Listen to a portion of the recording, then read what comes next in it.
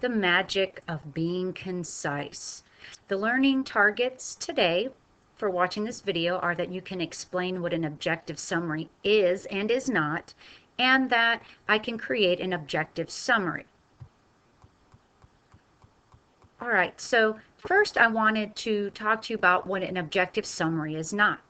Often you might think of somebody like Run DMC sang about back in the early 90s, that someone talks too much. Like real mad people who be like constantly running off with the lip, you know what I'm saying, man?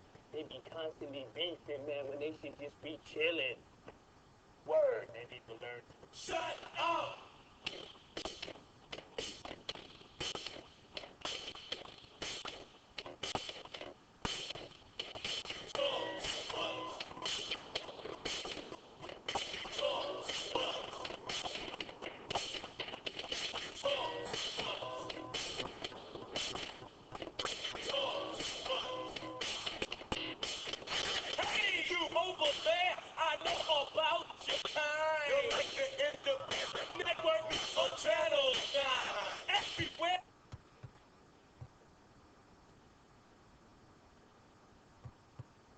All right, so you probably don't remember that song, but I do back in my day, and probably you often think that about me. But that is what an objective summary is not. It's not on and on and on. So it's not your opinion or personal thoughts on the text. It is not lengthy. I never understand writing like a page-long summary unless it's a very large piece of work. But mostly for our class, we won't be writing summaries on something that long. It should not be the minor details of the text. It should not be a copying and pasting from the text, and it should not be unorganized. Remember, loose lips sink ships.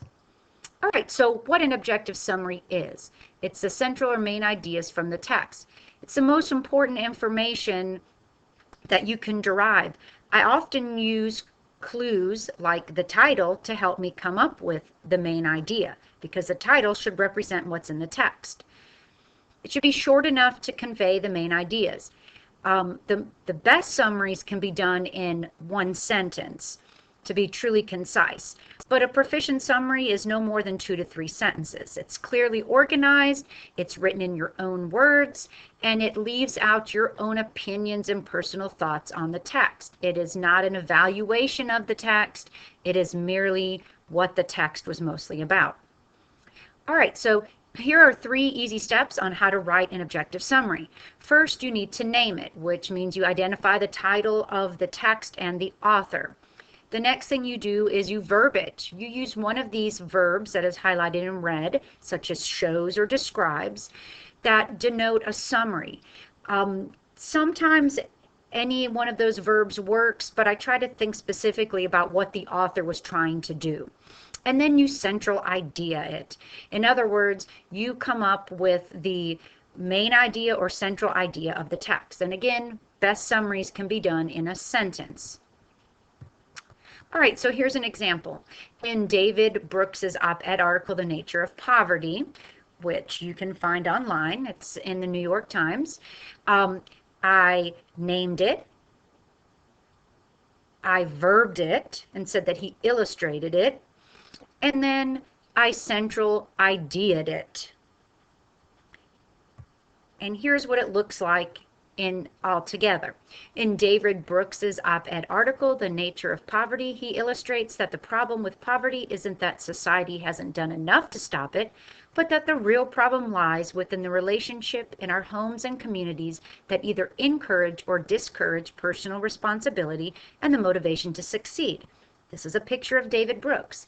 I wholeheartedly do not agree with David Brooks. However, my own opinions about what he stated are not found in there. And there's no loaded language. You can't tell one way or the other whether I agree or disagree because it's an objective summary. All right, so here are just some final things to remember of what an objective summary is and how to write an objective summary. Now, you should be able to do this on your own. Practice makes perfect. You can refer to this video again. You can also teach other people how to write objective summaries. I hope this video has helped.